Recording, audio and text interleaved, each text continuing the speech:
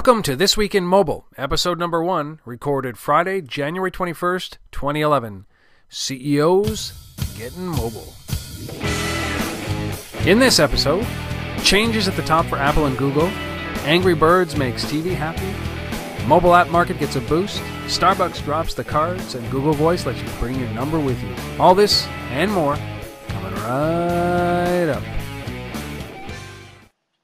Hello, everybody, and welcome to episode number 1 of The Week in Mobile from Untether.tv. I'm Rob Woodbridge, one of your co-hosts. You know me as the founder of Untether.tv, this very website that you're watching on it. And with me in some logical fashion and logical order on your screen is Jeff Bacon, who is a mobile expert, actually a mobile veteran from many companies. Obviously, the last one that he worked with was the game company, the very successful game company, Magmic. Jeff, say hi to the crowd. Hey, everybody. And to one of his sides, we're not really sure, is Anthony Risk. He is the co-founder of Zebu Mobile and the author of Beginning BlackBerry Development. We won't hold that against you, Anthony, but say hi to everybody. Hello, everyone.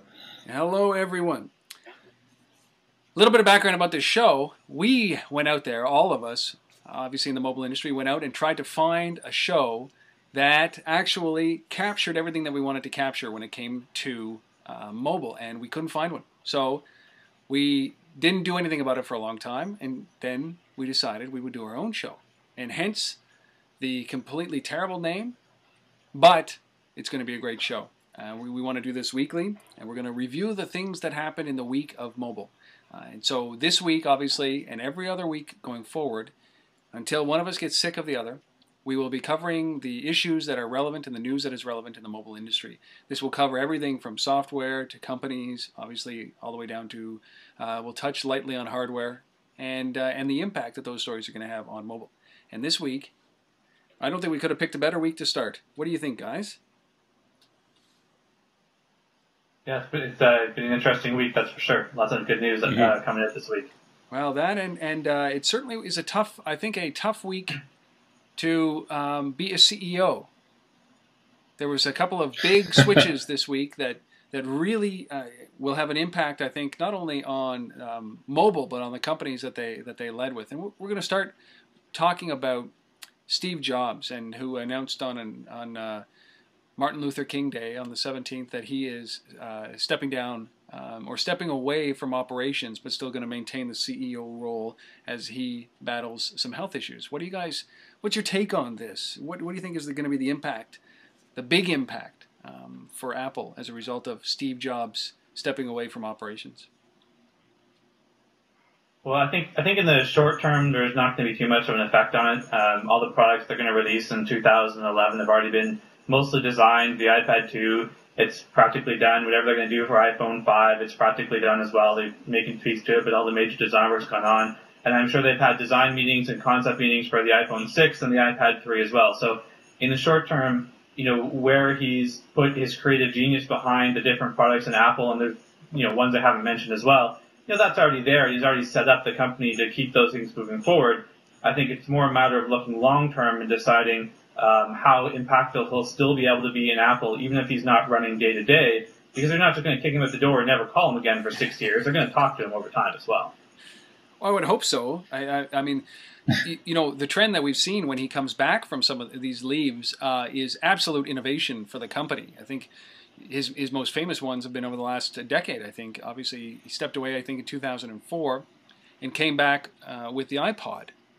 Stepped away again, I think, in 2008 and came back with the iPhone, and then 2006 and came back with the iPhone. 2009 came back with the iPad.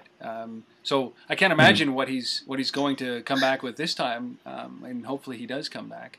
Each one of those have been pretty astounding steps. Well, that's it. I mean, it could be. I don't know if there's more going on. Like the guy, he's been through so much health-wise, right? He's had cancer like 6 times, and he's had like 18 different organs replaced or something like that. But yeah, I agree with Jeff. It's the long term. Like at some point, he's not going to come back. Right. So even if he comes back this time, and I think, I could take it at face value that he's just going to focus on his health for a little while as a leave, he'll come back. But at some point, he's not going to come back, and what happens what happens in Apple's culture when Steve Jobs isn't there anymore? Like, have they? How he's a unique guy, obviously, but has he managed to groom a successor or enough different successors that they can continue? That's the big question. Like, he's a combination of of design and willpower and market savvy that it's going to be hard to get one or more people in that position to be able to replace him. And I think the other question that no one will know the answer to until after Steve Jobs is gone, and maybe gone means having passed away, but we give him all the credit in the world for everything that he's accomplished and all the ideas that he's had through, but if there was an idea that came out of Apple that was ingenious, would we know if it wasn't Steve Jobs' idea? Because part of the Apple mystique is promoting the fact that they have a genius at the top, that it is this creative genius there, that he comes up with all these ideas. If it was one of his senior people that came up with a brand new idea, would it be beneficial for Apple to say it was Steve Jobs' idea because all the Apple fans would like it better if it was his idea? So I'm not sure if we'll really know for sure until after he's gone if there are a lot of ideas that come out of Apple that aren't necessarily requiring Steve Jobs to be there to have them, but the marketing value of having him in place and having the ideas be attributed to him right now is much greater than giving credit to somebody else within the company. Although within the company they may, know here are the people that, they know their stuff and they have good ideas as well, but from a marketing standpoint, we need to be very careful how we promote our products. Yeah. Well, I think Steve Jobs has even said, like, his job is, part of his job is he takes good ideas, and good ideas can come from anywhere in the company at any level. And I don't think he's claimed that he come up with the ideas, but he's the guy he's that one who there's a couple of things, like, he has nobody to answer to. He has so much credibility that, the board of directors listen to whatever he says. His entire management team listens to whatever he says. And he'll identify ideas. I think it's not necessarily the mystique of coming up with the idea. It's having someone that's not afraid to recognize a good idea, is not accountable to anybody or anything except for the idea that it's a good idea, and that can push that through. So it's a combination of, the design sense, which I think that they do have in Apple, because I think the ideas do come from within Apple, not from Steve Jobs. But it's the idea, picking that out, but then the willpower to push through, and like a year ago with iPad, and people were thinking, well, what's Apple? A tablet computer. It's the stupidest thing a company could do. Tablets have failed. Nobody wants a tablet. And a year later, we're talking about a massive tablet market. Everyone's doing tablets. It's obviously the thing to do. It's the thing everyone wanted. It's that kind of thing over and over again, right? He's got the willpower and the good sense and the belief in himself and in the power of a good idea to push it through. But it's because it's the one guy, because he's got so much credibility. Because it's Steve Jobs. Like, who's going to say no to Steve Jobs with a track record like him? I think we saw that with the impact that the announcement had. I mean, he timed it very well because the markets were closed, and I think that they started, and then the day before, obviously, earnings. So the stock price took a dip right away, and then because of the earnings, the astounding quarter that they did have, it shot right back up. So I think really we might be past that fact that Steve Jobs is the company. And I think that's probably good for the shareholders, probably good for the people working there. And I think it's probably good that you can stop wrapping him up in bubble wrap and making sure that nothing happens to Steve Jobs, because the way that Steve goes, the company goes, and that's not very healthy for an organization. But needless to say, what we've seen over the last bunch of years from Steve is regardless of what you feel, what you think about him, what you think about the company, his management style, you have to look back and say, listen, his contributions are huge, and we hope he comes back to contribute a little bit more to what he's doing, because if not, this industry would be scrambling. We'd all be carrying BlackBerries, wouldn't we? Wouldn't that be a shame? But I mean, innovation, they took a step forward as a result of that. They did. We'd be carrying Android phones that look like BlackBerries instead of Android phones that look like iPhones. Yeah, or Palm. That look like devices. I think that so. But I think that the key is not the key is you're right, Anthony, that he does do a really good job of identifying the winning ideas within the company. So from out of a pool of ideas, he's very good at identifying which ideas can be winners.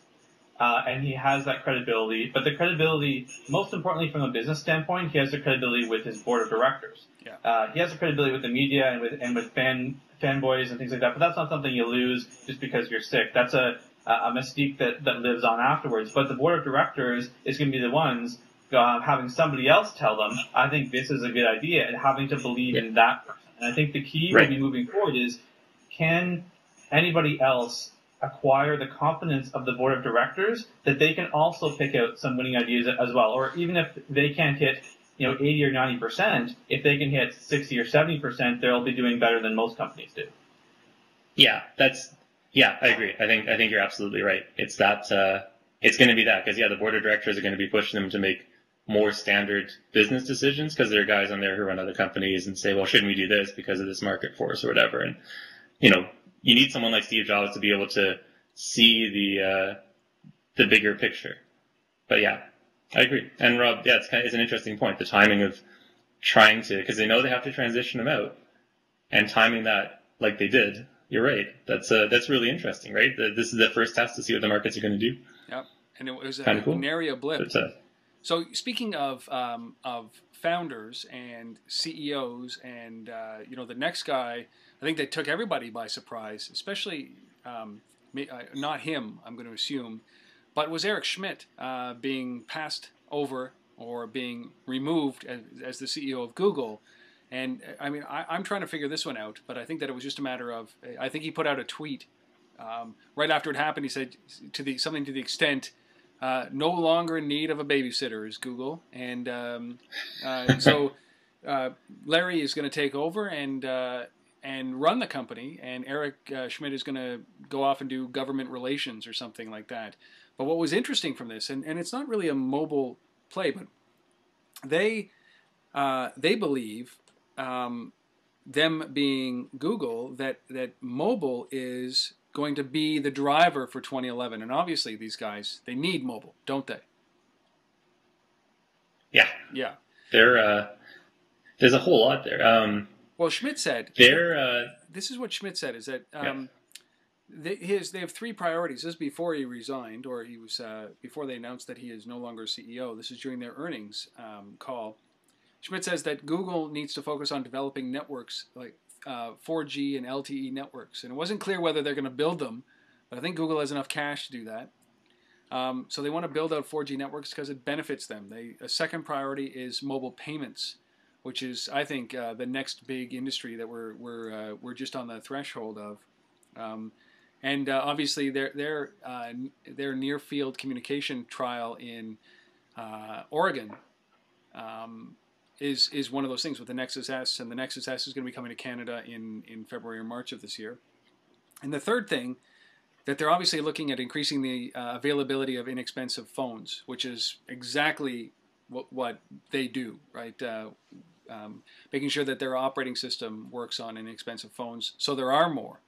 And that's a really key strategy for their advertisements. And so no lie that mobile is important. Yeah. Well, Google's... Jeff, you can go first. Yeah.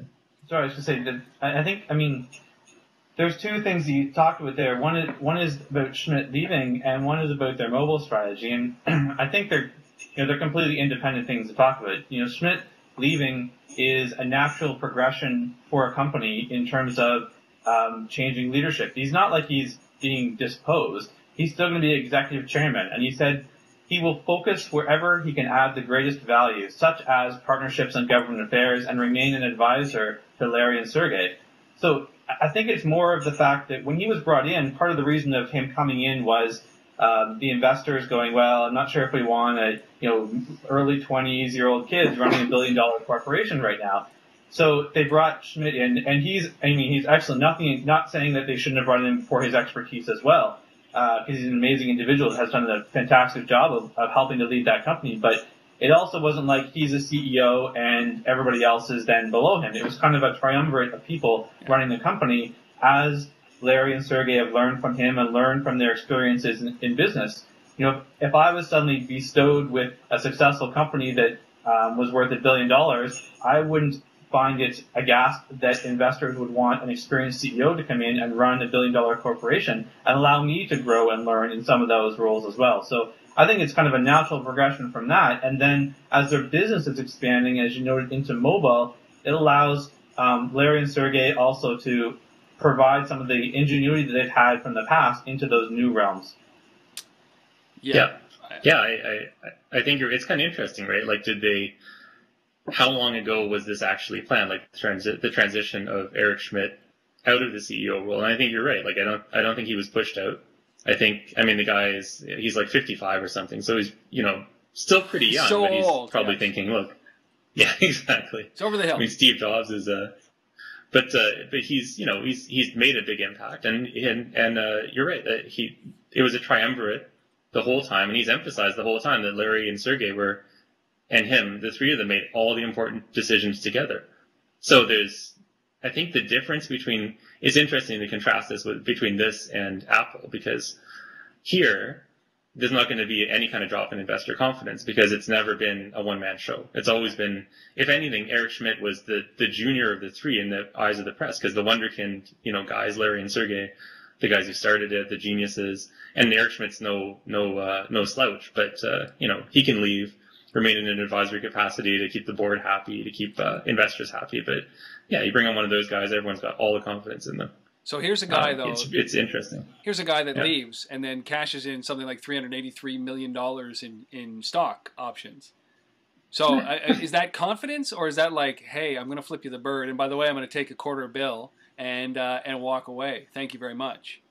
Like that doesn't. I think it's a crock when people are upset when somebody leaves a company and cashes in some of their stock. I mean, sometimes you keep your stock while you're with the company in order to show confidence in the company moving forward. But the reality is, prudent investing moves is not to have all your eggs in one basket. And taking some of your investment that's now worth a heck of a lot more than it was when you bought it and diversifying into other stuff is just a smart strategy. So when you're not in the CEO position, you don't have a duty as CEO to do that, to show that confidence. Show confidence. Then it's just...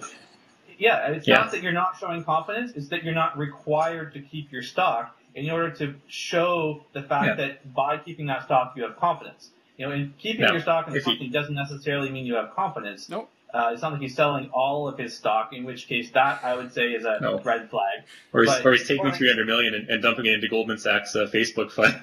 Well, yeah, exactly. Thinking, this is a better investment. So, but, if he was funny. buying Yahoo with his $300 billion, that would be a problem. But yeah. But it's funny because, just a point here is that, Facebook has a 27-year-old CEO, and his company's worth $50 billion. And or more. I think it could be more than $50 billion. Yeah. O'Malley calls $50 billion a steal. Right? But let's get back. And I agree with him. Let's get back to Schmidt's 3 pillars for the mobile execution for 2011 for Google. So LTE, which is 4G or broadband wireless.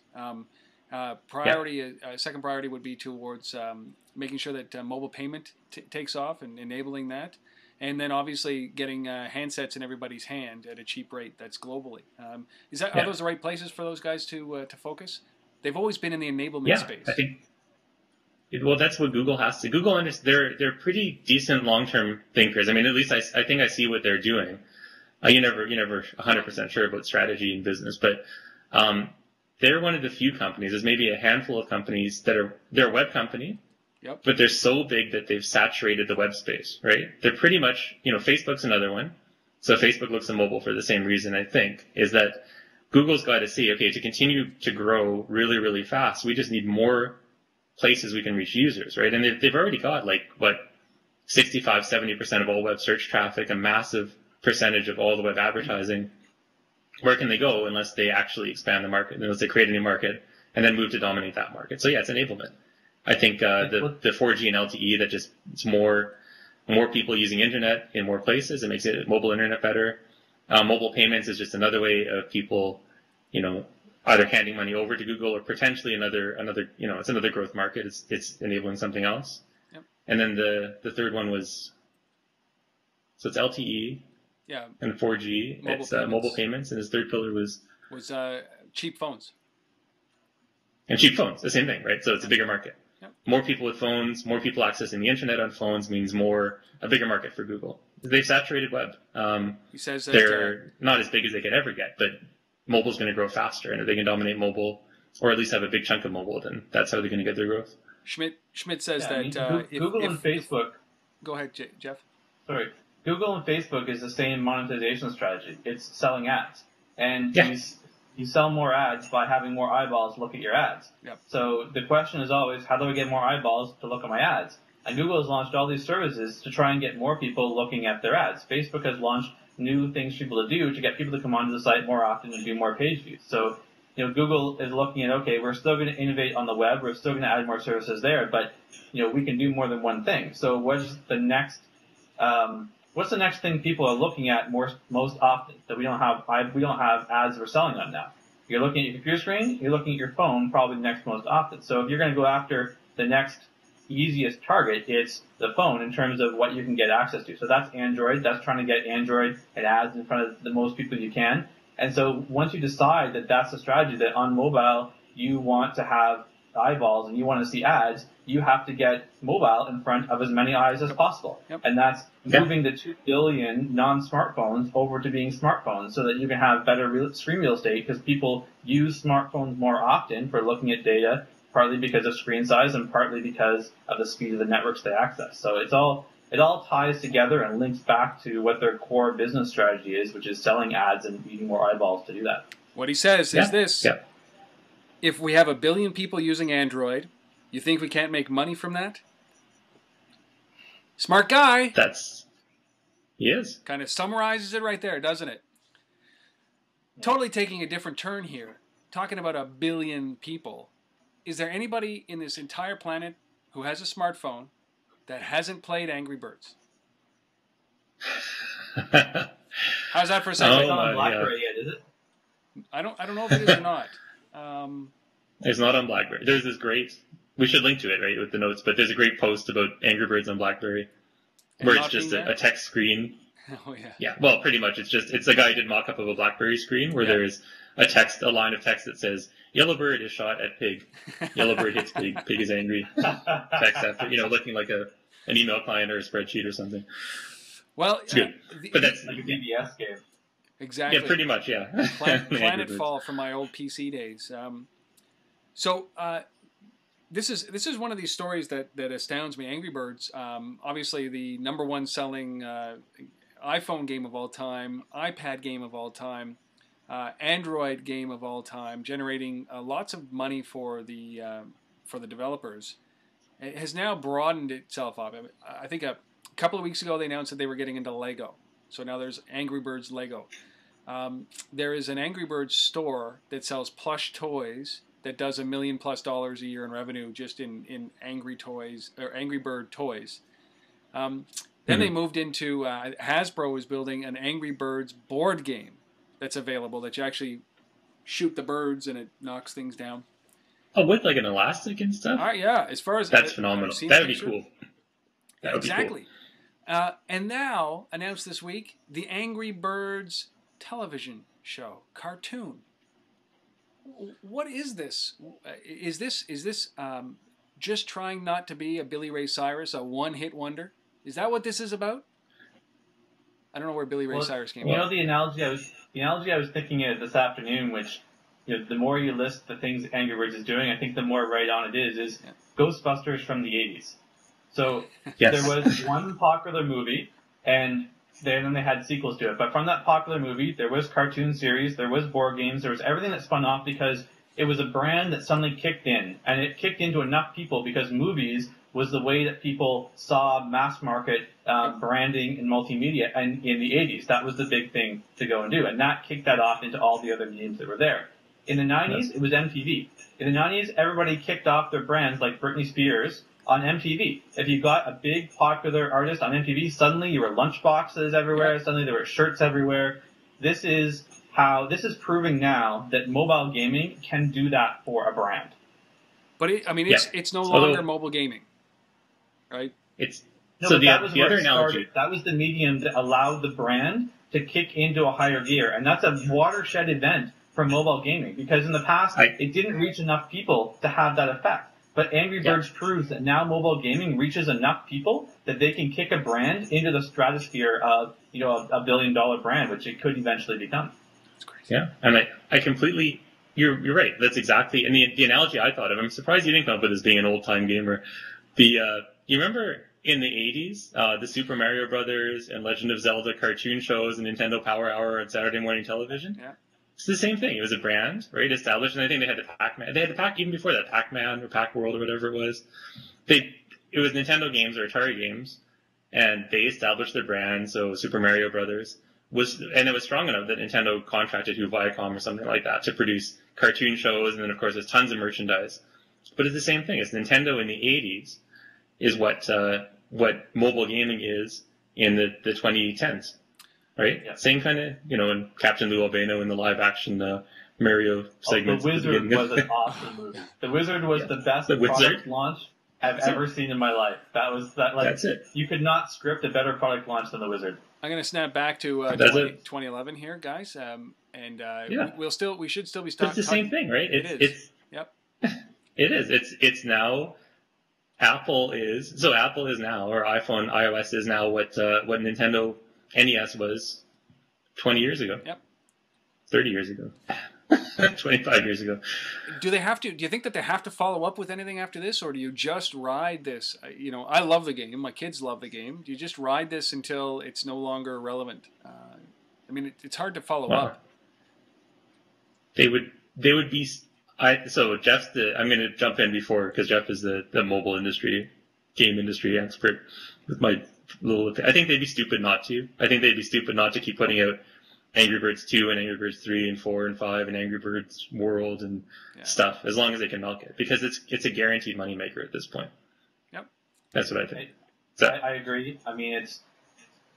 We could ask the same thing about, if you just look in a small scope of just video game franchises. Angry Birds has now, gone above that into the larger market, but Call of Duty is like, well, what do you do with Call of Duty? Every new Call of Duty comes out is slightly better than the last one, but they still sell millions of copies of it because people like the franchise, like the brand. Angry Birds has already followed up. How many level packs are there for Angry Birds now? You scroll through like a million freaking levels as you go through. It's pretty crazy. So they're already doing that, of like building upon their success with the same game. And if they can come up with another game, another brand that they can spin off from it, then they should do it. But the people who are running the Angry Birds brand and the Angry Birds business, if they can come up with spin-offs and enough products just based on the Angry Birds game over time, like the pigs are going to have their own game at some point. Yeah. They're going to have to. That's the natural spin-off for that game, is you do the reverse, and now the pigs, you have to defend against the Angry Birds coming in or something, right? So they're going to have all these spin-offs through that's going to take them a long time, and depending on how much actual profit and revenue they make off this brand, because right now, the guys that made this company, they're only making 70% off of Apple, which is still a lot of money, but it's not like they're making $1 billion from Apple right now. They're making a small amount from a TV show, a small amount from a board game. They're not making $1 billion off this board game, right? If they made $1 million off these opportunities, they'd probably think that was fantastic. That would be an amazing game, because they're getting a really small percentage of just licensing this brand to these companies. So over time, if that revenue can help fund a few failures, because everybody has a couple of ideas that don't take off until they find the next one, then they're good to go.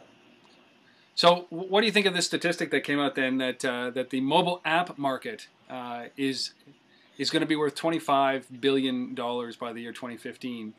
And I'm surprised. I don't think that's a high number, because I think about nobody really knows what the world is going to look like in mobile in 4 years. And do you think that the reason that Angry Birds is going off in these multiple directions is because they're sniffing where the revenue is? They don't want to have all of their eggs in one basket, so to speak, all their pigs in one basket. Sorry. But that's what they're talking about now, is that the mobile app industry is a $25 billion industry. And there are guys like Tomi Ahonen, who's an expert in this field as well, with a European focus, and he believes that you get out of apps. Don't do apps. Don't do anything that has to do with an application. The future of mobile is involved in SMS and MMS and texting, because of the number of texts that go out around the world.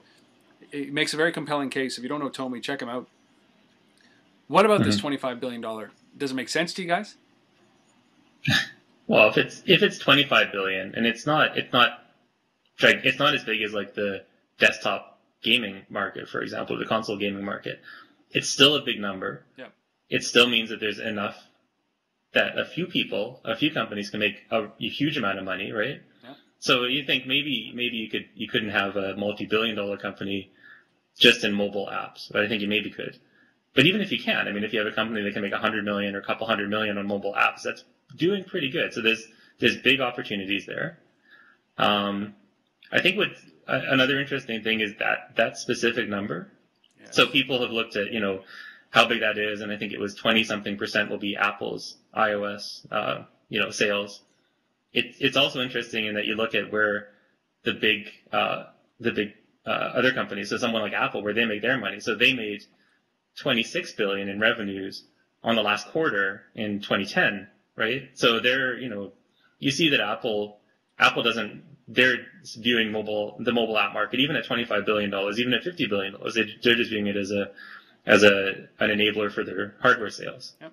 And I think someone like Google, probably same kind of thing. They're just going to view it as a way to push out Android to more. So, $10 billion Android app market, great. That just means there's more Android devices, we need some more ads. We don't care about the app sales. We don't care about the 30%. Apple doesn't care about the 30%. It covers costs, and they make, in 2015, probably like $100 billion in a quarter on sales of hardware. Yeah. I think the other question you have to look at, whenever you see those numbers that are quoted, it's really important to look at what they're grouping together as revenue, as mobile app revenue. Because, all the free products at Apple are still generating revenue. They're generating ad revenue, and that's a major source of revenue for some people. So is that ad revenue part of that mobile app revenue? I'll bet it is. In which case, if Google's trying to get 1 billion phones in people's hands, in which they're going to be selling apps that are geared towards mobile ads and generating revenue through those mobile ads, basically all of the ad revenue coming through Google's Android apps that are free are going to be classified under that $25 billion, sure. Right? Mm-hmm. How much is Apple making right now on the App Store? And they have 15% of the 20% of the smartphone market, of which the smartphone market is expected to triple, quadruple, go 5 times by the time that number comes around. And it's a linear scale easily of the number of sales they have based on the number of devices. So if you just add those basic things up, the 25 billion number, it's easy to come up with and totally reasonable and probably actually undervalued. Because if Google is successful at what it's doing, look at Facebook. If Facebook can move 20% of their traffic onto mobile devices and therefore be making 20% of their revenue on mobile, like that 25 billion number is way low. Mm-hmm. Well, yeah, just with Facebook alone, 220 million users using it on the mobile space. So, I agree. And I find it irrational to predict something that a year ago you would never have predicted. And you cannot, there's no way that you can tell the fortune of what's going to happen 4 years from now in the mobile space that, up until 18 months ago, mainstream hadn't heard of. There was no such thing as an app, right? So, I call bullshit on this. I'll be the first one to say it, is that, predictions are only as good this year. And if we'll be talking about this a year from now, and we'll be laughing at this, I think, simply because the economy around the apps, and, there's a place and a time for an app. An app is a game as it is on a console, as it is on my desktop, right? And but I think that the app economy that we're talking about is much broader, much larger, touches on many, many, many more things that can generate revenue than what people are thinking about spending $1.99, or even the advertising market. I'm talking about a share of percentage through mobile sales, through companies like Square, or through companies like PayPal or Bump. Right? It's much bigger and much broader than anybody can predict, because it touches on every piece of the economy. So that's why 25 billion for one, it just seems ridiculous. It's going to be, what's the GDP? That's really where mobile is going to be playing. It's going to have an impact on GDP. It's true. Yeah. So speaking of payments, like Starbucks announced this week about an initiative that they're actually implementing in the United States, which allows you to pay with your mobile phones. And this is really the first big franchise, not available in Canada, but in the United States, that you can actually walk up and pay with your phone. Like, we've been talking about this for years, and this is so. Quickly, do you think that this is something that this is the first of many? I think it makes sense for companies. So Starbucks has the the payment, the Starbucks card infrastructure in place. They already have all the online stuff, all the accounting, and it's just sort of, it's almost a gimmick, honestly. It's just making it's almost like a mobile website interface to their already existing online card interface, plus some sort of either your card number. So you could easily just have enabled your card number from your mobile phone, but a barcode or something that they can scan.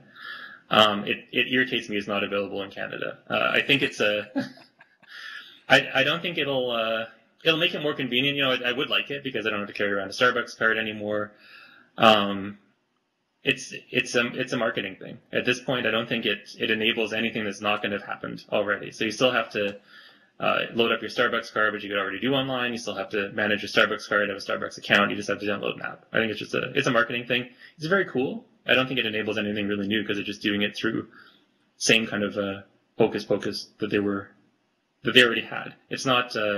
What will be interesting is when they get like NFC and near field communications in, and then it starts making it.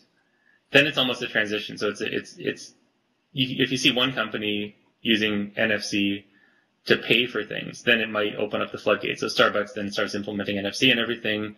Then you kind of get the bootstrap of everyone wants to implement that in their handsets, and more companies, the infrastructure starts to get built out. But at this point, it's very cool. It's just mostly a marketing gimmick on top of a program that was already pretty successful. Yeah, it's going to be the first of a Me Too wave of marketing, which typically happens with marketing companies that don't really grasp how to market in mobile and how to use mobile to their advantage. So they'll see this opportunity. They'll see someone come to this and go, oh, look, you know what? It's not really that difficult to do this one thing. Let's all do it. So let's all Tim Hortons card. Let's throw a Tim Hortons card on our thing with a scanner. Or Subway card. Let's throw a Subway card on so they can scan it. And they'll do it and they'll start rolling it out. But the reality is, Anthony's right. It's pretty much like the most basic thing you can possibly do to basically have a picture. It's basically a picture of your card stored on your phone.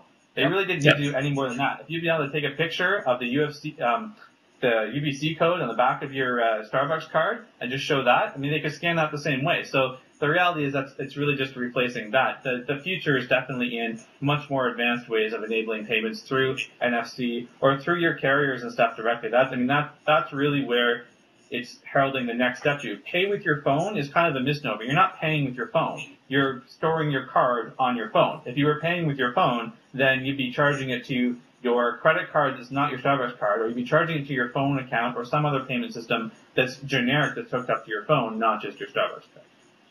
Well, I think that speaking of, with a round table like this, where there's three guys who understand, live, breathe, and embrace and love mobile and in every way, shape, and form, I think that we think of things a little bit more complicated than a lot of people out there do. It's the same concept that there is enough technology out there that we can enable a driverless car, where the car can actually detect and drive without a driver. It's just that the humans involved, those people who are used to driving, aren't ready for that yet. And I think that this is one of those things, is that this is the first step. It's why I'm so excited about this. Maybe not from a technology or an implementation perspective, but I look forward to the day where I am no longer forced to carry a wallet. And this is it. This is what I would consider the beginning of that day. And I think the beginning of that day is now. I think that we have the technology to be able to do that now, but the first step is behavioral change, which is what we're seeing here.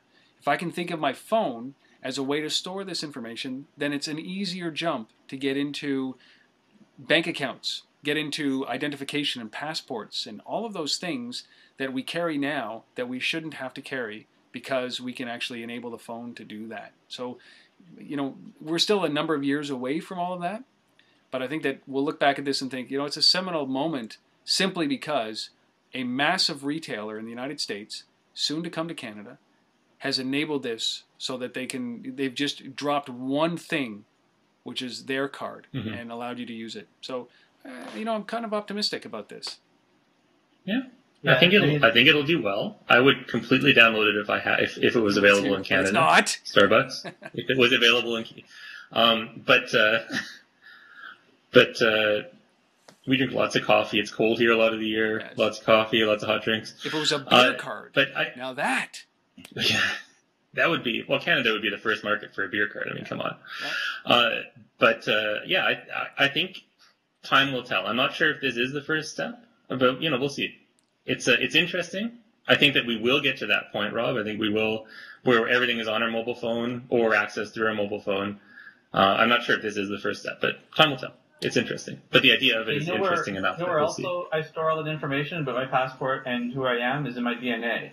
And they're not taking my DNA everywhere, which they could, and that would be like the Uber system for it. And if you're right, Rob, that people wouldn't accept that. People would be like, oh, I'm not giving my DNA to Starbucks. Yeah. 20 years from now, maybe that'll be commonplace and maybe it'll be accepted. And this, I agree, it is the first step along that. And just because it's not the most technically innovative of what somebody could do, doesn't mean it's not a good idea from a marketing standpoint. Doing promotions, doing marketing, which is what this is, isn't about finding the best technical solution. It's about finding something somebody else hasn't done that you can promote as a new advance. And that's what this definitely is. It's a step in that right direction. Okay. So on another note, not available in Canada, Anthony, the Google Voice number porting. So you can take your phone number that you've got right now, if you're in the States, and bring it over to Google Voice. Is this going to be? Is this big? Is this a good announcement? Small? Who cares? Aside from the fact that it's not available? For me, well, yeah, that's huge. So my wife and I each just have a cell phone. We don't have a landline phone. And for me, having Google Voice or something like it would be have an immediate impact because we could have one phone number that people could call and both phones could ring. We'd have one voicemail box. That would make things a lot easier. Like I use the Gmail portion of Google Voice, which you can do outgoing calls with in Canada for free. Through 2011, which is it's phenomenal, and I think it's going to have, for me, someone like in our situation would have a big impact right away. I think longer term it's going to have a very, very big impact on telecommunications. I think for a lot of people they don't see it right away because they're used, they've got a landline phone, that's their phone, or it's an individual with a cell phone. But longer term it's going to have a big impact. And I really, really want to see it in Canada. It's the number one product I want to see in Canada. Yeah, I think that Google Voice is probably the most underappreciated from the potential impact it can have of all of Google's services right now. Yeah. People don't really know what it is yet. They haven't really gone out and made it really clear what is this exactly and what benefit could it bring to me. People are kind of used to like, oh, phone is not internet, especially their phone number, and it's really a disassociation between the two. So it's not like huge yet, but the potential for Google Voice to really suddenly undercut like all of the carriers in terms of what they're actually doing and make carriers really be dumb pipes is right there. And if I was a carrier, I would have my finger on the pulse of Google Voice right away. I mean, the things that it can do by not being tied to one particular carrier, by allowing you to cross carrier with services. If they cut out voicemail right away, how much revenue do carriers make off of voicemail? Like it costs them virtually nothing to implement and they charge us $8 a month for it. Google Voice can cut that right out, call forwarding, all that kind of stuff. If Google Voice just suddenly takes off, that undercuts a lot of that revenue. And the number portability, that enablement allows more people to make a decision to switch over to Google Voice, but it doesn't change the functionality. It just slightly opens up the marketplace another step so that if Google decides, when Google decides, they want to like full frontal market this everywhere they possibly can and get 10 million customers onto it, which they could do in 6 months if they had all the right features on it. That is just another step along that path. But it's really, Google Voice is, it's a thing to watch. In 18 to 24 months, I think we'll be talking a lot more about the impact Google Voice had on the mobile market or on the telephony market in general.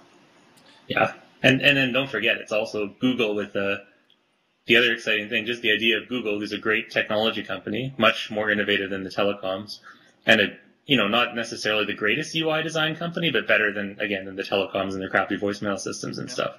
But just bringing that to voicemail and to the whole telecom experience, oh man, anything that's like Gmail's got, it's nice, it's got some issues, and Google stuff it has some issues, but way better than the whatever I've got to deal with my phone company.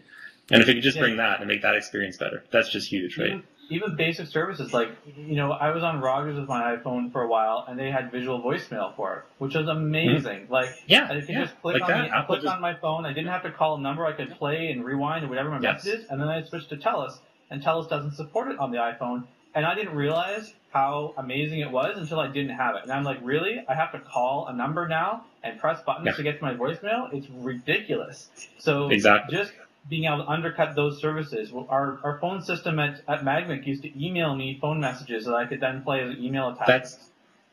Why doesn't that exist everywhere? Like, what the heck? This is 2011, and it's But and ring a certain phone during the day. You know when it's daytime. You know when it's nighttime, and Google's smart. Like they can do phenomenal stuff. But there's a lot of pressure being put on the carriers right now because of not just Google, and Google Voice I think is the minor player here, but guys like Skype. And even FaceTime, certainly with just the iPhone 4, but Skype enabling data calls essentially over on your cell phone or your feature phone really has to be the big impact this year in 2011. Maybe Google Voice comes into impact a year from now. I mean, I use the free calling, but I'm still hogtail or tied to Gmail, which I hate. So bring that over to the mobile experience like they have in the States. But right now it's Skype that I think is making the biggest impact. And I think that the big thing, though, is this number portability. So I can take my cell phone number that I have right now and make that my equivalent to a Gmail account that I can then forward anywhere. And I know that Gmail is not going to go anywhere. I think a bunch of people have said that about Hotmail as well, right? But it's still there, but it's just not cool to have a Hotmail account anymore. But so I think that's really what's interesting about this is that all of a sudden Google's in the carrier business and that's kind of crazy. But I think Skype has the bigger impact in the next 12 to 24 months. And then because you can already do it with Skype. You can already get a number with Skype. That's true. Yep.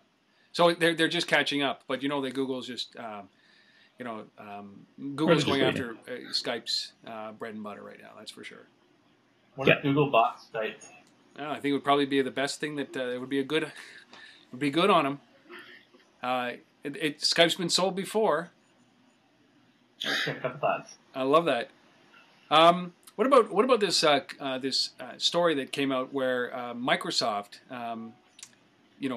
has actually endorsed the jailbreaking of Windows Phone 7.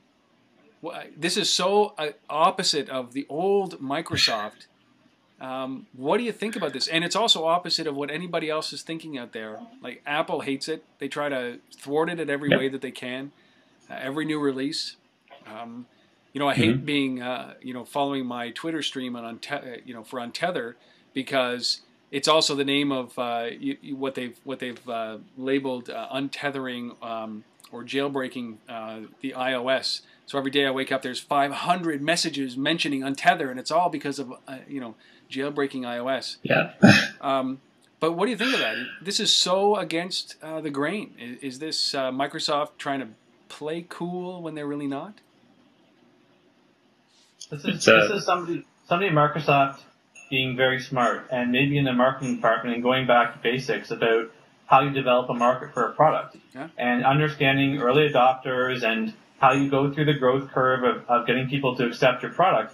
Microsoft understands that they need somebody to evangelize their product. They can do all the ads in the world they want, but the reason people like iPhone is somebody else had an iPhone and they thought it was cool. So they need to get Windows phones in people's hands. And as much as the mainstream doesn't like to admit it, geeks are the way that technology gets distributed throughout society. And if they can get the technical people, the geeks, playing with their phones, holding their phones, using their phones, saying to the mother how cool their phone is, it'll get the word out there a lot stronger than seeing an ad on TV. And one of the best ways to do that is just say, you know what, for now, do whatever the hell you want to it. You crack it, hack it, whatever you want, whatever you can try and do to it, we'll support you in doing that because if you're doing that, you're using a phone. You're using a Microsoft phone. Right. And somebody else will see you using a Microsoft phone. And you'll be like, this is a cool phone. Regardless of whether it's cool for someone else or not, you think it's cool, and you are a decision maker. People look to you to make decisions on technology. And if those people are saying Microsoft phones are cool, it'll really help them with their adoption curve. Well, I think you're right there. I think it's some of that. I think it's Microsoft proclaiming strongly that we're not Apple because Apple locks everything down. We're not going to lock everything down. It's trying to differentiate themselves, and I think Google tried to do the same thing with Android. So the Nexus 1 and the Nexus S, you can root the phones easily, do whatever you want to them. But then Google stopped, Android doesn't do that as much anymore because Google found another model, which is go in and be the cheap alternative to iPhone with all the carriers and get into bed with the carriers, and they don't want you to do that. So we're not going to do that anymore. It's a look at what your competitors are doing.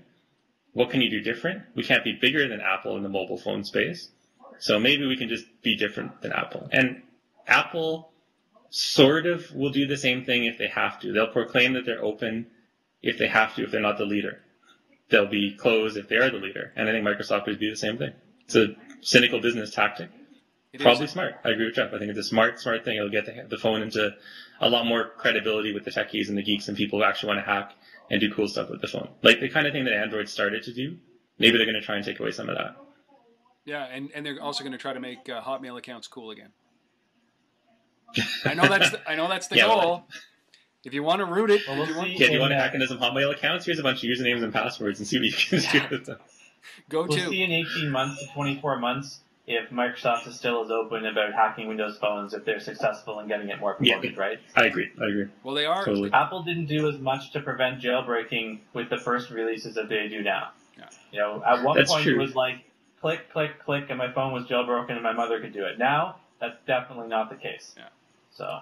Very true. Well, I think that it's funny to see Microsoft as the scrappy startup playing the underdog, and I think that it suits them well. It is certainly good for your ego. Put it at the door. Do the things that you would never think of doing, and it's funny because you end up kind of rooting for Microsoft because everybody thinks that they're done, and I just don't. So our last story that we'll talk about today is an interesting story because we talked. A lot of focus is on the smartphone market, which is a very small percentage of those cell phones that are out there, or the portable devices that are out there. I think now we're up to 25%, and I think they're talking that about doubling. Certainly with Android strategy or Google strategy of getting Android into all the cheap phones around the world. But still, there are those people that still carry those Luddite phones with just dial pad, no keyboard, no nothing, texting with the Q9 or whatever that's called, stuff that I never could get into. And then there's a company like Facebook saying, hey, listen, we haven't forgot about you. We think that mobile is so big, we're going to go after you guys now. We're not going to wait until you upgrade. And they released a feature phone equivalent to their app for smartphones. I think this is just them saying, okay, we're going to get to you before you need to upgrade your phone. And we're going to get you used to using Facebook on a mobile device. They've already got 50% or 40% of their user base coming to them on a mobile device today. Think about what this is going to do for them going forward. Have they just cemented this? Have they just done something that when people start using this, they'll be the ad market? Well, I think there's a couple of things. One is that one is just the sheer number. So it's kind of not dissimilar from Google in that Facebook has got 550 to 600 million users that drive more web traffic in the States than Google does, the biggest website in the States. And they've saturated the web market. And they know that to grow, they're going to need to grow beyond web users, like traditional desktop, laptop, internet users, into this, and smartphone users, I guess. And so they've got to get into mobile because they know that's how they're going to get more and more users. They want everybody on the planet to use Facebook if they can. And at some point, there's going to be people without internet and just a mobile phone who want to use Facebook. Right. And the other thing is that they know their demographic, which is, very social, connected. Well, I mean, part of the demographic anyway. A lot of the mobile users, they just want to keep up to date. Mobile phone is a way of doing that. And it's people who are going to be wanting to be connected and wanting to be social, and they've got mobile phones. They text to their friends with mobile phones. Why not let them take it a step further and do Facebook with mobile phones? It's no secret that Facebook's growth is right now happening outside of North America. Massive growth outside of North America, and in a demographic inside of North America where it's our grandparents. Our grandparents are getting on board, or 43-year-old. I think it's 45 and 65. That demographic is growing the fastest, because I think it's the last demographic that's not on Facebook. So, and they're more likely to have feature phones as opposed to smartphones. Do you think that this is that kind of way of just getting them deeper engagement? It has to be to be able to target those guys. Yeah, I mean, it's getting their app more robust on feature phones, because it wasn't that there wasn't an app before. This company didn't create the app specifically for Facebook. They had an app that Facebook then worked with them on, right? So it's about expanding the visibility of that application. And there's a couple reasons for it. I mean, they started with their checkboxes of we need to hit iPhone, we need to hit Android because we're trying to be cool, we're trying to associate with cool markets, we need to hit BlackBerry, it's a social phone. Where are our users? What do they have? We're in the U.S.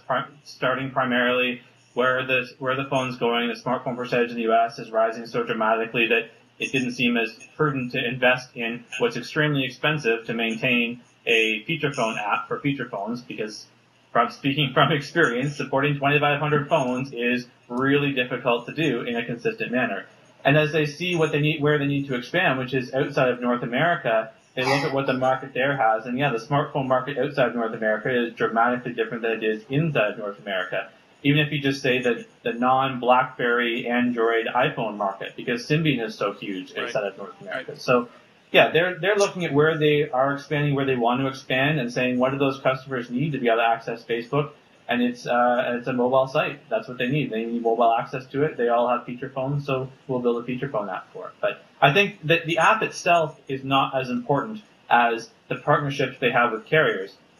And the 90 days of free data isn't important, because 90 days from now, that's going to expire and people are going to have to pay for data. It's, can they encourage people to download an app that uses less data? Can they encourage carriers to support it, because carriers will hopefully, from the carrier's perspective, find that they can monetize those users later by addicting them to a program and then looking to them to use the advanced features of it, viewing photos and such. So it's really partnering with external companies and external carriers to try and promote the Facebook brand and get more eyeballs. And like Anthony said, the same model as Google is trying to get more eyeballs on your stuff and finding the next frontier to do that. Well, guys, I think we've exhausted the week that was. Can you imagine if it was a busy week? We're only in January. This stuff is picking up. Jeff, we can find you at the Suave Hog. That's my email address, but I don't think there's much up on the domain there right now. Where can we find more information? Well, the easiest place is either on my blog or I set up a profile on about.me, which is the easier URL to listen to speak out. So it's about.me/Jeff Bacon, all one word. And there's links to Twitter and my blog and LinkedIn and things like that. So it's a easier profile page to look at than spitting out 17 different URLs to look at for me in different places. So well, that's it. You get less airtime though when you want to promote yourself. It's about.me/Jeff Bacon, AnthonyZibu.com, and Rizk.ca, RIZK. Will be the best.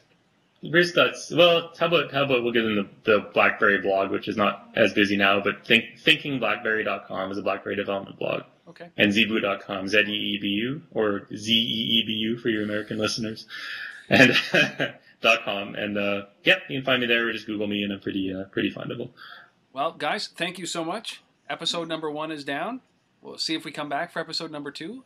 I believe that there's enough information out there in the mobile space that we could occupy weeks and weeks and weeks talking, weeks and weeks and weeks of hours of communication and talking around this industry. So I'm hoping that you who are listening still, you who are watching still, give us some feedback and come back next week. We'll be publishing these every Monday morning. So if you're for your drive-in, and if you have any stories that you'd like us to break, or if you'd like to comment on anything, leave it where you find it, or send us an email, or track us down at those websites. I really appreciate you guys coming on. And I appreciate you guys listening to this, the first of the Week in Mobile from Untether.tv. Thanks, guys. Thank you.